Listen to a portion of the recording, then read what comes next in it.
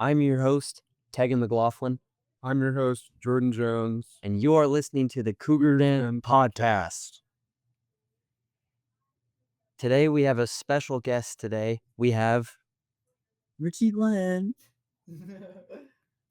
This is the second episode of our little yak session today, and we have a little bit more of a fun lineup. Our first major news story, what everyone is talking about in the world right now, is, of course, Wicked. Most importantly, the drama and such and pop culture sprouting up around it. I'll be first to just line up the topic. Why in the world are Cynthia and Ariana and so many other people on that cast god awfully skinny now? No, I definitely think that's like an interesting thing. And it's interesting to see because after the first movie, a lot of people were talking about like Ariana Grande and Cynthia being too skinny. But then with the second movie, people started noticing Michelle Yeoh as well. So it's interesting to see how like now it's like all the cast. It's like only the female cast too, I feel like. Which is interesting. It is mainly the female cast. I'm not big on like actor names, so pardon if I just call them by what their character is. But the guy that played Tin Man, Oh, like he's Bach, yeah. yeah, Bach. He's doing like fine. Like he's not. And like He looked John healthy. Bailey, the Fiero, and also the Wizard. They're all like I think, and also Nessa, I forgot her actor name. Where I feel like she's healthy looking compared to like the rest of the cast, which is interesting. I also think it's like cool to see the correlation between that and Wizard of Oz of like thinking about maybe there's something happening on set that made that because the Wizard of Oz was so bad in the past with like all the bad filming and the health issues that came from it. It is a weird correlation about how now there's rumors about how the set is going awry now on Wicked 2, and it's like, this seems familiar. Deja vu. For the Wizard of Oz, they had aluminum in the makeup. No, but yeah. Pyrotechnics just went off for no reason. And now we have extremely awkward interviews and a cast that looks like they're gonna starve. I also think I wonder how they prepared for this film because I feel like they spent. I saw an interview where they spent around 5 years making both of them, which is crazy. But it's. I wonder if they had to do any bonding or like activities together, like Cynthia and Ariana Grande, to get so close. Or I wonder if it was just like the filming itself that like made them just so close and intimate with each other. I do wonder that because even with filming, like you're spending a lot of time together, but you're spending a lot of time working. Like when I go to work, I'm not necessarily getting super close with my coworkers just because I'm in the same space as them. But I guess it could be slightly different with like acting. I wonder if like theater, like I wonder if people can talk about that. Like, oh, like when you're like, because like with our play production, for example, or the musical, like I wonder if like people will just get so close just because of that, like just because they're just acting together. Because I know sometimes like you're doing like a whole scene with a random person you've never met. So I wonder like maybe it's just the practicing that gets them so close. This is true. Jordan, you want to butt in here? I actually am kind of out of the loop on this one, but based on what I can see, that there's a very I would say irregular, unexpected change in physique between before the filming of the movie and afterwards, and I think that there's definitely cause for concern behind the scenes because I just like you normally don't see things like that happen. Especially not at like the rate that it's been. Because, I mean, people are skinny. Some people are more skinny than others, especially in Hollywood with their beauty standards. But what's concerning is to see like the drastic, quick change from being a relatively healthy looking normal weight to now being so incredibly skinny in such a short time from before and after filming. Like, are you just not eating? Are you on Ozempic? I literally agree, yeah. But the one thing that's cool about the film is all the memes. Like they're so funny. And like the Madame Marble, flip it around. That one has been so recent, and it blew up crazy, like overnight. Like everybody's talking about it, which is interesting because not the other ones. I feel like they're more like underdowning, low key. I just gotta ask, what the heck is the is the flip it around Wicked Witch thing? I keep saying it. I don't get the joke. I No, don't get it. the original was Cynthia. I know it was Michelle Yeoh. She plays the character Madame Marble, and her character technically is the Wicked Witch. You would call her because in spoiler alert, in the second movie, she creates a tornado that kills one of the characters. Yeah. So like everybody is saying she's spreading propaganda about Elphaba and saying she's the Wicked Witch of the West, when in reality she's actually the Wicked Witch, Madame Marble. So then she in an interview, she's all like Madame Marble and M flip it around, Wicked Witch. And then it became like a sensation to like everyone, which is so funny and interesting. Wicked Witch. I was completely out of the loop because my only experience with it is TikTok people making fun of it, other diehard fans using it and me not understanding it, and then also still me not understanding it. My friend Lily constantly saying it in our group chat. Yeah, I never quite understood it. It kind of just came out of left field, and I never understood. I thought it was just a silly little thing, but I guess there's context to it. It's definitely one of those things where it's like it just blows up out of nowhere. But it's crazy how the film has had so many memes and memorable memes in pop culture. Like I think the pop culture itself has been more popular than the actual film. But not to say like the film isn't popular. The film has done successfully compared to like other films, obviously. I felt like a lot of the hubbub around it is a lot of like the rumors, the talk drama, the Nah, talk. Exactly. Yeah, I totally agree. It's just interesting to see how they have so much press and so much like collabs and sponsorships, and yet like these are the things that are like coming out of it. It's like the memes, the like small things, and like the rumors and all that. And there has been like little input on part of the cast on any of the pop culture. The only thing I was able to find is a TMZ article where Ariana was quoted. Basically, this isn't direct quote. This is this big air quotes paraphrasing. She basically said like, "Oh, it's not y'all's place to like talk about like things you don't know my life. You don't know like what who I am or what I've done." And like that's the only comment. And I think that is mainly about her drastic skinny change. It's also interesting. I wonder how that dynamic was because obviously this is their personal issues. But Ariana Grande dated Ethan Slayer, the Bach, and I'm wonder how that made the dynamic in set. I wonder because I feel like their characters are very in the film. Bach is obsessed with Glinda, but Glinda doesn't really care about him. So I wonder if that went in something. But then they also broke up, like on their press tour, like a few months ago. So I'm just like, I wonder how the dynamic shifted filming and the press and all that. Yeah, not to pry around in their personal life, but I know if I was having to be on a set or do something with my ex for an extended period of time, I'd probably want to rip someone's head off. Yeah, so it's just interesting. Like it's so much complexity behind the film. It's also interesting to think about the film being adapted from the musical and the musical being years and years and years and years old. Like I never knew. Well, I did know, but it's just crazy how this is like older than us. Like it's interesting to see like this film just became a big sensation for most, but it was a thing long time ago. I will say it's crazy how I think a lot of people are gonna think Wicked, yeah, you know, like Cynthia Erivo or Ariana Grande, and not like, oh yeah, Broadway. Exactly, yeah. And it's interesting to see how like Adina Menzel and Kristen, I forgot her last name, but both of them are like not the creators, but like the foundation of Wicked. But now because of this new movie and They're the new faces. yeah, like Ariana Grande and Cynthia Erivo is now the new face of it. It is weird. And on that topic of the change from Broadway to the movie, this just brought up a really old memory from their original press tour.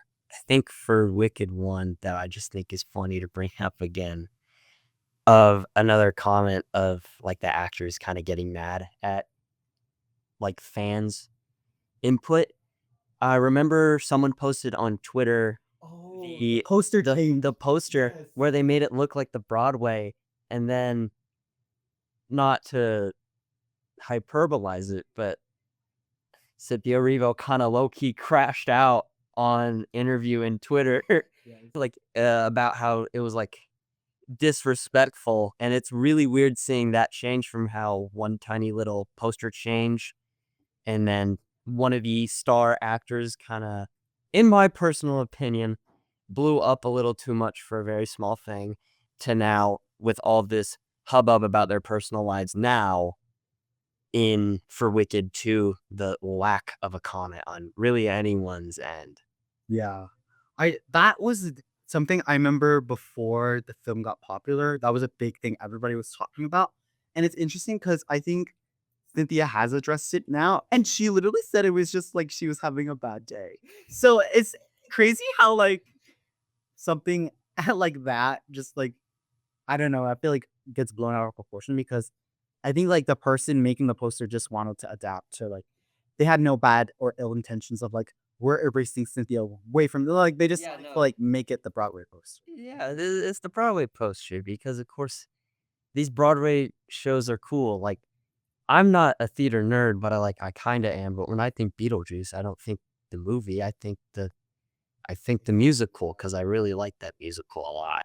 I think that's like something that we could also talk about is how like a lot of musicals have adaptations of movies, but we still usually think of the musical. But I feel like Wicked is going to turn into something You really primarily hate the movie. even though it came after the musical. Like, for example, like Legally Blonde. We think about the movie more than the musical because the musical came after. But with like something like was this, musical first. wait, was it? I I think Legally Blonde the movie was first. But like Either way, yes, Yeah. the point still stands. It's You just think like- the movie, not the musical. it's funny to see how I guess like just seeing the difference because even though Beetlejuice The exposure of it is like it's so wide. Like I feel like with the really old movie, like the exposure of it was for a different generation, and so most people think Beetlejuice for sure as a movie mostly for the older people, but then the Broadway production started making rounds to more of a younger audience. So now like I think of it as the musical, and I'm sure many other younger people think of it as the musical and not necessarily the movie. And same with another show that I like. It's an anime, JoJo's Bizarre Adventure. Its first season got adapted into a musical, and I had no idea about that. Yeah, Jordan, the look on your face is crazy. Yes, season 1 of JoJo's Bizarre Adventure. But Phantom Blood is a musical. I feel like that was a sleeper for me. It didn't work for me. Yeah. JoJo's is a musical now, dude. making an animated series into It was, yeah. it was it was pretty good. In my opinion, the musical did better than even the show in some ways. But we're not here to talk about JoJo's. And we're kind of getting off topic, so I think that's where we're going to end the Wicked Yap for now. Second order of business, back to old CT, back to the school stuff that's happening. And right over the horizon, just 2 weeks away or 1 week, depending on when this releases. Winter break. The long-awaited break to get out of here. As much as I love school, I cannot wait to be in my basement rotting and watching and shows and playing video games and doing better things with my life, or more relaxing things with my life. And on that, what are y'all two doing for winter break? Oh, well, just about pretty much the same exact thing.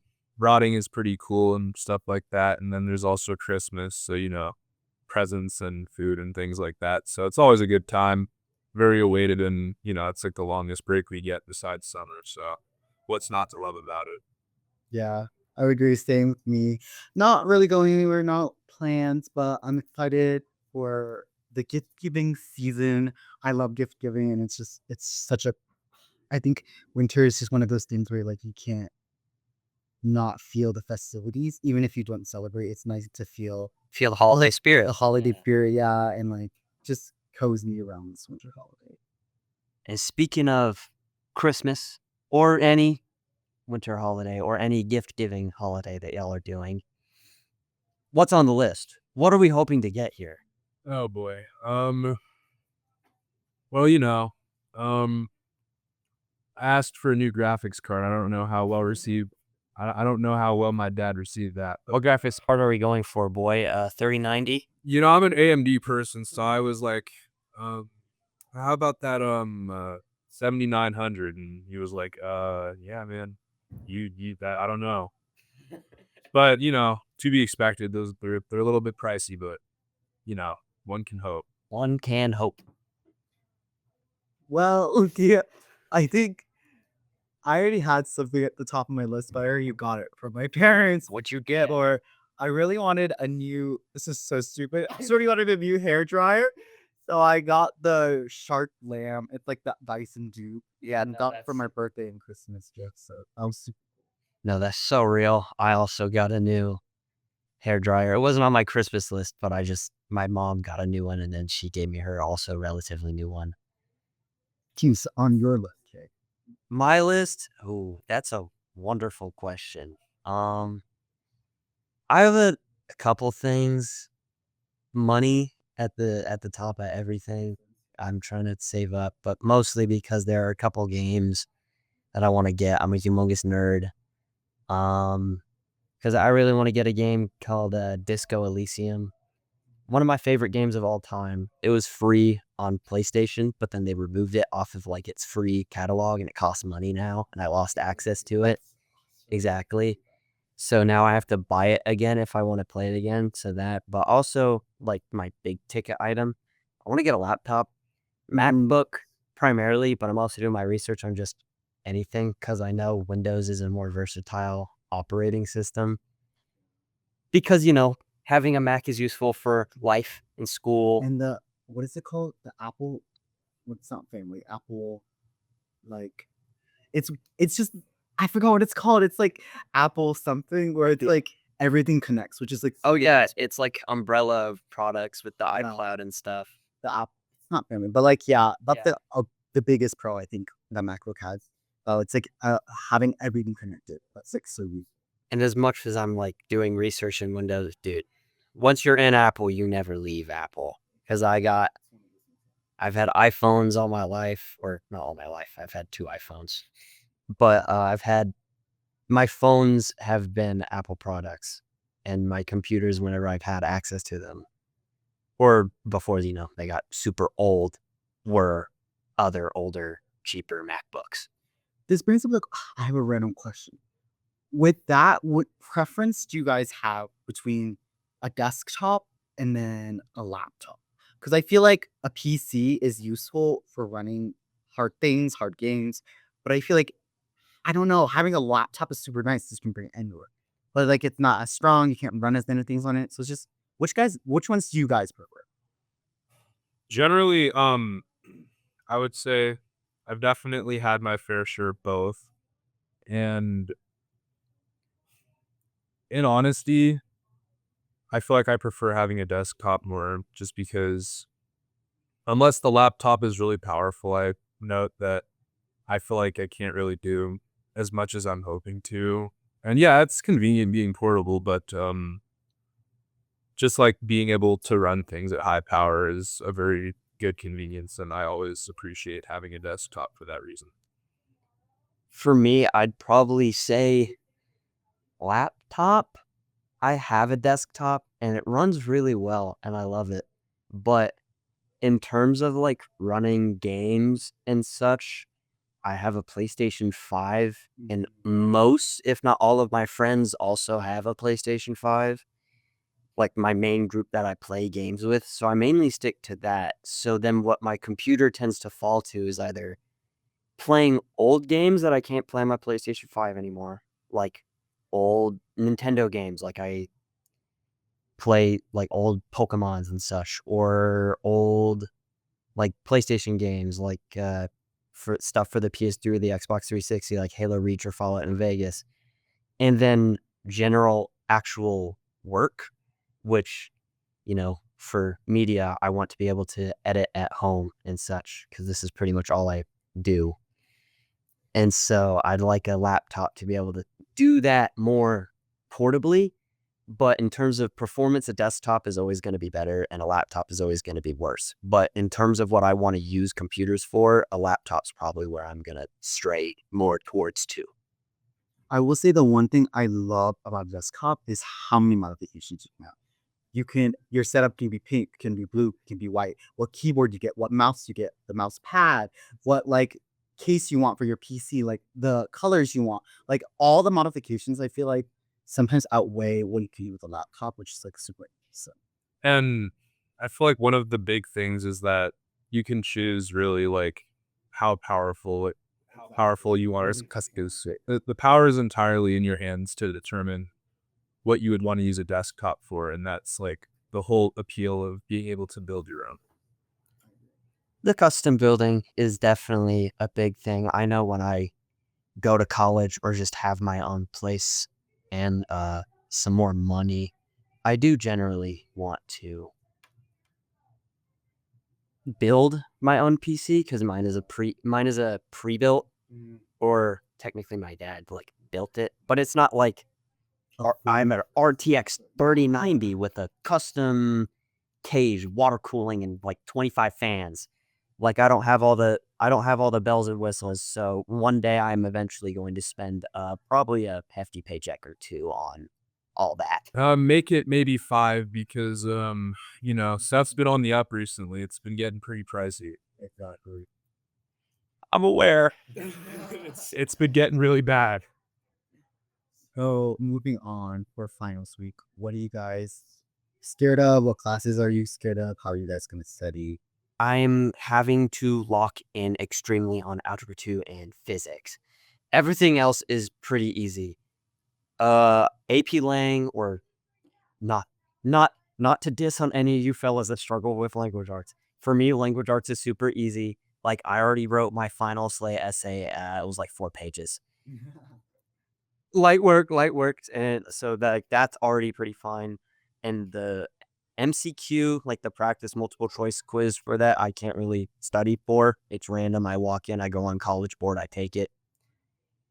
And then individual sports, easy. I go there, and then I get the points. I show up. Show up, and then I win. And then, of course, for media, we have a final. I did put everything in the final grade calculator. I need to get a -1 to keep my B in the class. So I can get any score possible and I'll be completely fine. So like I'm still studying for that because I want to get certified in Adobe Premiere, because our final is a Premiere practice test. Yeah. But generally in terms of harming my grade, I'm fine. Algebra 2, I have an 84 currently. Scary, because I think I did fine on my last Unit 4 test, but of course math always scares me, makes me rattle in my boots. And then it's just studying and going hard on the math final. And same with physics, because it is just more math. So all the same reasons of just I have to study a lot of math. Yeah, that kind of sucks. One of my biggest concerns right now would be AP Physics, because it started out. Why did you take AP Physics for? It started out pretty simple, but as I was very clearly warned, it definitely ramped up a good bit, and there's a lot of studying to be done. So I don't fail my final and get a C in the class. I would really hate for that to happen. What are we at right now? I think I'm at a good 84. Okay. I still need to make some stuff up, some tests and things like that, but hopefully after all that's said and done, I should be in a better spot. Yeah. And I'm also hoping to, not bomb my final test, but Hey, let's hope that 30% curve comes in clutch. Exactly. yeah, I really hope so. I think he said it was about 40 multiple choice questions. We'll see. But This is rough. Yeah. we'll just have to see how it goes. Exactly. Yeah, I don't know. I think maybe perhaps being a senior is making me give up because Holy Richie, we cannot be having the senioritis. it's giving. I don't want to do anything. I don't care. And a year from now, I won't care. So it's like, but I'm trying to really lock in and like really finalize my grades at a good point because like I am struggling in certain classes. So What are the struggle points? Is it math? Is it language arts? I'm struggling in economics, macroeconomics right now. I think it's just a hard concept for me to grasp for some reason. But then I think business, IB business, just because a lot of what we do is review. So I'm just struggling on that review part. Yeah. But You have to comb through every. everything else is pretty good. So I just was just too. This is off topic. Do you have macro econ with like Spencer and Max? I'll be there in the end. Okay. Yeah. Because a bunch of my buddies all have macro econ together, and I just hear how they do nothing. Yeah, it's definitely a notes worksheet study class. It's not like a let's do a activity together. Like, but I don't know. I don't know which I prefer. I feel like either way, it's like pussy. Yeah. Well, that is pretty much everything that's going on in school-wise for the next while that everyone is thinking about. So we'll pick up on our more fun topic with just me and Jordan, since it's video games. It's always video games. You can go on forever about that. Thanks for having me on the podcast. Of course. Thank you for your insight. Third and final order of business, of course, it's once again more nerd stuff and more video games. Most notably, the Game Awards are being hosted today, the 11th of December. And we're going to talk about who we want to win in some of the major categories. There might be some pretty horrible takes, but we haven't gotten there yet, so we'll just have to find out. We'll see. First, we'll just get it out of the way. The actual game of the year. Our nominees are Claire Obscure, Expedition 33, Death Stranding 2 on the Beach, Donkey Kong Bonanza, Hades 2, Hollow Knight Silksong, and Kingdom Come Deliverance 2. I'm just going to go ahead and say it. I want Silksong to win. Wins. Silksong would win if Expedition 33 wasn't so emotionally moving, but I'll also get it out of the gate here. I don't really, I'm not really familiar with Donkey Kong Bonanza. I know it's like a Nintendo game.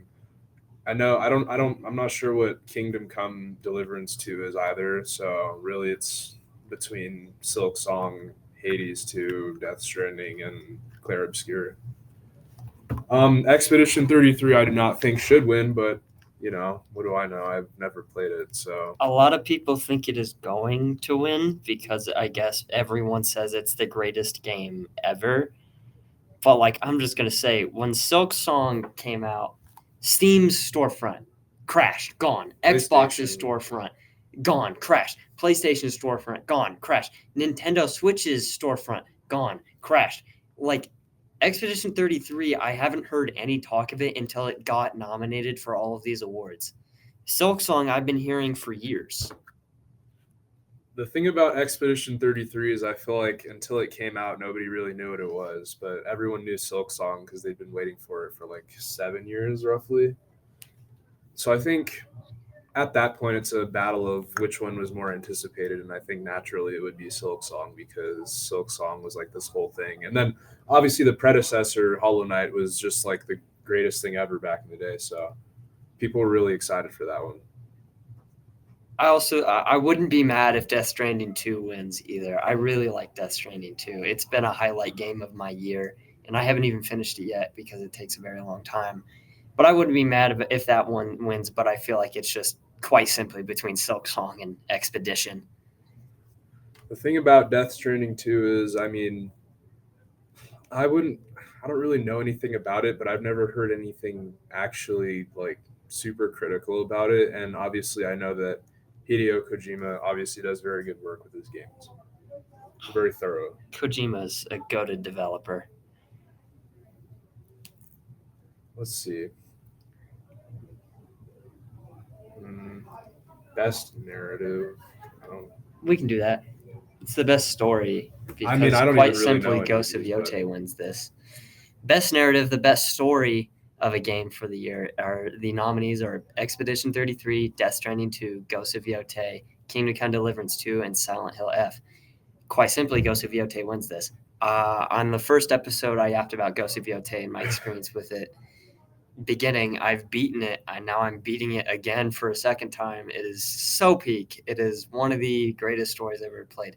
And the one thing that I am so incredibly mad about with the Game of the Year award is that Ghost of Yote didn't even get nominated, and I think it's rigged because Donkey Kong Bonanza and Hades 2 got voted, but not Ghosts of Yote. This is, I don't know. I feel like it's a little rigged, but Ghost of Yote is nominated for close to everything other than Game of the Year itself. But it's whatever. And then, It's whatever. Clear Obscure is obviously there, just kind of chilling out like it does with every other category, things like that. I don't really know anything about Ghost of Yote, but it seems like it's up there with some pretty strong competitors. So I feel like Ghost of Yote wins most categories that it's nominated in because the next one is the best art direction, and I think simply Ghost of Yote also just wins that easily. Maybe Silk Song. Also, maybe Silk Song. Silk Song probably wins, just partially because this is a popularity contest and it's all biased, but still. Silk Song art direction is very good, very good. Best music, you already know what I'm about to say. Ghost of Yote. Yeah. I see. The thing is, I'm always inclined to say Silk Song because I have no idea like anything about Ghost of Yote. So like, I don't know. Silk Song's kind of just my go-to right now. See, Silk Song's pretty goated.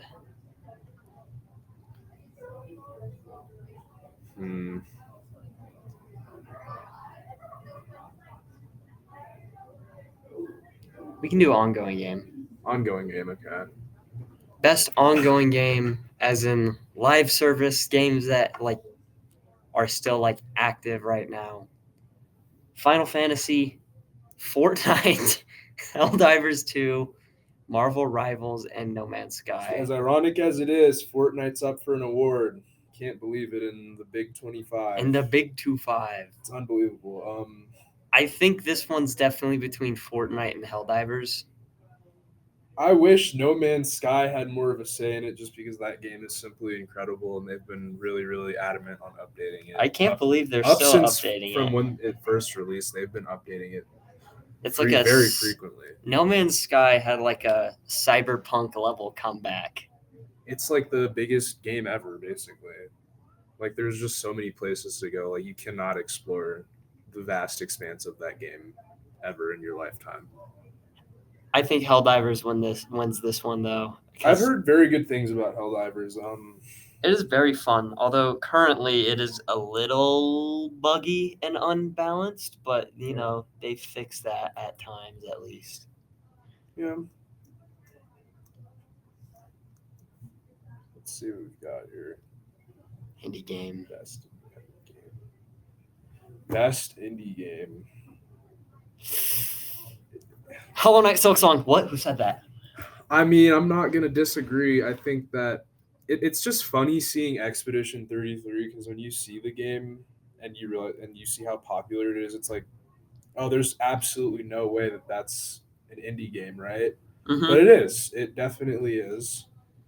And at that, it's a debut indie game, which is even more surprising. I feel like the way that Silk Song wins indie game, if it doesn't win Game of the Year, is because Silk Song falls into the more traditional scope of what an indie game is. Because I feel like a lot of people, myself included, just assumed off the bat that Expedition 33 was some sort of AAA title.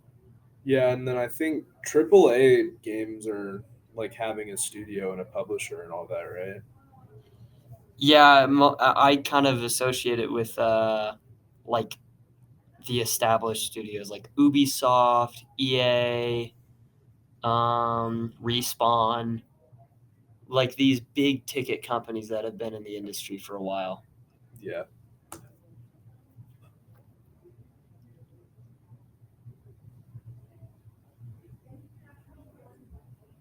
Best action adventure game. Ooh, I mean, there's a few things I can't say I've really had an inclination to play Indiana Jones. why and is the Great Split Circle, Fiction but, on here? You know, that's a good question. I mean, Split Fiction was like, I think that was like a middle of the year thing, right? Yeah, for context, the nominees are Death Stranding 2, Ghosts of Yotei, Indiana Jones and the Great Circle, Hollow Knight Silksong, and Split Fiction. Split Fiction was made by the same studio that made It Takes Two and A Way Out. And it's another like 2-player co-op the whole time game that you're meant to play with your friend, good friend, maybe a loved one, family, or whatnot. But from what I saw of the game, it looked pretty mid. Its graphics looked cartoony, but not in a good way either. Like they looked old. Like it looked like bad CGI from like the 2010s. It's the same studio that made A Way Out, which me and Jordan at my house played A Way Out in a single night. I remember that. And beat it all in one night at like 3 a.m. And we started at like sometime in the evening. Yeah. And the graphics in that game were really, really good. They were really good. It had a good story and everything. And it was a really ahead of its time game. And now with Split Fiction, it feels like it's a little boring. I mean, hey, on the other hand, I guess if you were good enough at the game and you did the laser secret or whatever, you got to take a little trip to Sweden. So, pardon? The developers had a little secret, and I think it was a couple from China who did the secret, and it was really hard. It was just absolutely punishing. And when they got to the end, there was a little video telling them that they would get a little trip to the studio in Sweden and all that. So that's awesome. Free vacation. Yeah, okay. I didn't even know about that because when I saw the actual game come out and I didn't like it, I kind of stopped paying attention to it. Fair. But yeah, best action adventure game. Ghost of Yotei. I will fight you on that, and I will say Silksong.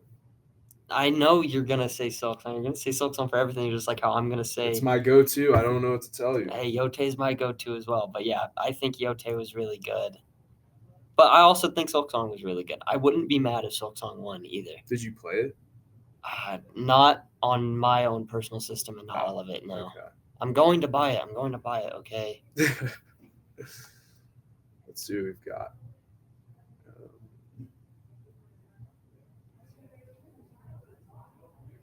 Best multiplayer. We can do that. Man. Nominees are Arc Raiders, Battlefield 6, Elden Ring Night Rain, Peak, and Split Fiction. You know, Peak really doesn't feel like it should be there, but it is. I mean, I get why. But like there's also other stuff like Elden Ring Night Rain wins this 100% in my opinion. I flippin' love that game. I feel like Arc Raiders might win this because I would say that Arc Raiders has had a very strong upbringing since its release. I will say it is the one thing that is rivaling Escape from Tarkov, which has had simultaneously one of the most hardest games to get into with the most toxic community ever, but also the most strongest level of just superiority when it comes to its category of survival, scrounge around, and I don't know what category of game it falls under, but I think survival game. But yeah, it's just nothing's been able to topple Escape from Tarkov in its category, but Arc Raiders seems to be doing a good job at that.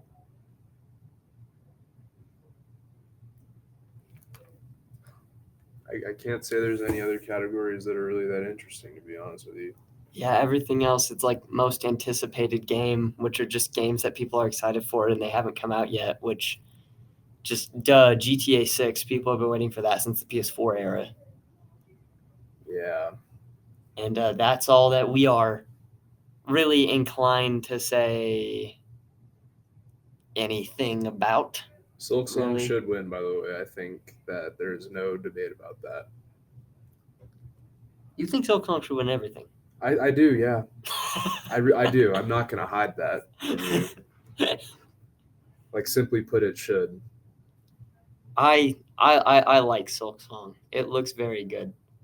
Although I'm very sad that indie game Deltarune didn't even get on there. Oh, Deltarune was a big one. I'm very sad that Deltarune didn't even make But this list. I think when it's finished, I think it will have a chance. It will have a good chance. Maybe. Because I thought that... Very possible. Because I know some people said that it wasn't a full game. Like I saw a TikTok saying, like, technically it's not like a full game. You could argue the chapters are just DLCs for the game.